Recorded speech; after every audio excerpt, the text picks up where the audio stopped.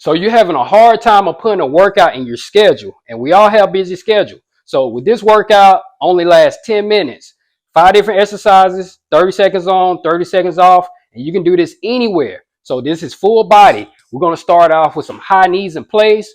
Then we're going to do some squats. Right after the squats, we got some T push-ups. Then we're going to do some lateral hops, and then we're going to finish with some planks. We're going to do 2 rounds of this. So 10 minutes total. Just follow along. Let's get right to it.